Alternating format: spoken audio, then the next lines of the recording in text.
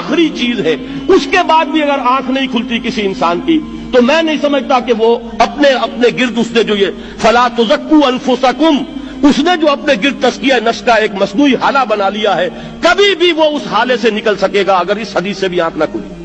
اور وہ حدیث کیا ہے؟ مولانا اشرف علی تھانوی نے اس کو اپنے جو خطبات جمعہ ہیں ان میں نقل کیا ہے، بیہقی کی روایت ہے۔ اوحى اللہ عز وجل الی جبرائیل علیہ الصلوۃ والسلام ان اقلب مدینۃ کذا وکذا باہلھا، اللہ نے حکم دیا حضرت جبرائیل کو فلاں فلاں بستیوں کو الٹ دو اس کے رہنے والوں سمیت۔ قال فقال، حضور نے فرمایا، اس پر حضرت جبرائیل نے عرض کیا بارگاہ خداوندی میں، ان فیہا عبدک فلانا لم یعصک طرفۃ عین، پروردگار اس بستی کو الٹ دوں،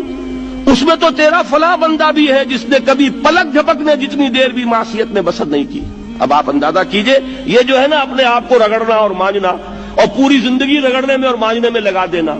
ہم بعض بزرگوں کے تذکرے میں سنتے ہیں اتنے اللہ والے تھے کہ ان کا گھوڑا بھی کوئی مشکوک دانہ نہیں کھاتا تھا، اور وہ خود جو ہے وہ انگریز کی عدالت میں بیٹھے ہوئے اور انگریز کی نوکری کر رہے تھے۔ یہ ہے وہ میکروسکوپک اور مائکروسکوپک کا عدم توازن، طاغوت کی چاکری کر رہے ہیں، انگریز کی ملازمت کر رہے ہیں، انگریز کے قانون کی تنفیذ کے اندر اعلی کار بن رہے ہیں، لیکن ذاتی تقوی اور ذاتی نیکی اور ذاتی للہیت جو ہے اس کا معیار یہ ہے کہ ان کا گھوڑا بھی مشکوک چارہ اور مشکوک کھانا نہیں کھا سکتا۔ یہ ہے وہ عدم توازن، اس کو نوٹ کیجئے گا، جس کو کہ اس حدیث میں محمد الرسول اللہ صلی اللہ علیہ وسلم نے واضح کر دیا کہ حضرت جبرائیل عرض کرتے ہیں کہ اللہ فلاں بستی کو الٹ دوں، اس میں تو تیرا فلاں بندہ بھی ہے جس نے پلک جھپکنے جتنی دیر بھی معصیت نے بسر نہیں کی۔ ذاتی نیکی کا اب اس سے اونچا کوئی مقام کوئی شخص مجھے اگر بتا سکے تو میں اس کا مرید ہو جاؤں گا۔ اس سے اونچا کوئی مقام ہوگا کہ آنکھ جھپکنے جتنی دیر بھی کسی نے معصیت میں بسر نہیں کی، ذاتی نیکی کی معراج۔ لیکن حکم کیا ہوا بارگاہ خداوندی سے؟ قال فقال، حضور نے فرمایا، اللہ تعالیٰ نے حکم دیا جبرائیل کو، اقلب علیہ وعلیہ، الٹو اس بستی کو، پہلے اس بدبخت پر پھر دوسروں پر۔ کیوں؟ فإن وجہہ لم یتمعر فی ساعۃ قط، اس لیے کہ اس کا چہرہ کبھی میری غیرت میں سرخ نہیں ہوا، اس چہرے کا رنگ نہیں بدلا۔ بے غیرت انسان،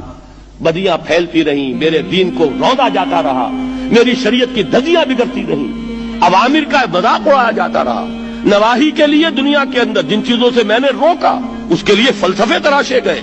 اور یہ لگا رہا مست رکھو ذکر و فکر صبح گاہی میں اسے، یہ سوائے ذاتی اپنے اس اصلاح کے اور ذاتی تقوی کے اور ذاتی نیکی کے اور ذاتی عبادت گزاری کے یہ میدان میں نہیں آیا، اس کا خون نہیں کھولا کبھی، اس کے چہرے کا رنگ متغیر نہیں ہوا، لہذا یہ دوہرا مجرم ہے۔ یہ ہے وہ تصور جو یہاں پر نوٹ کیجئے۔ ہاں، اس کے یہ معنی بھی نہیں ہے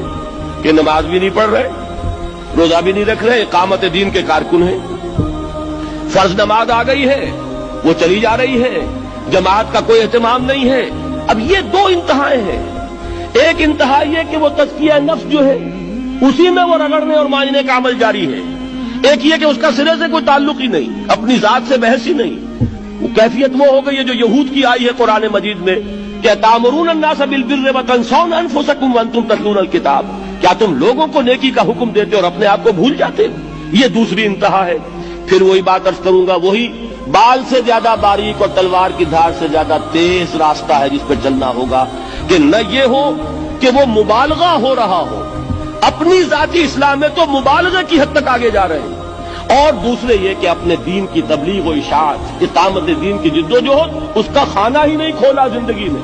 وہ کھاتا ہی نہیں کھلا ہے۔ یہ ایک انتہا ہے۔ دوسری انتہا یہ ہے کہ انسان یہ سمجھے اپنے آپ کو کہ میں تو مجاہد فی سبیل اللہ اور دین کا کارکن اور دین کا میں اللہ کے دین کو قائم کرنے کی جد و جہد کرنے والا ہوں، جبکہ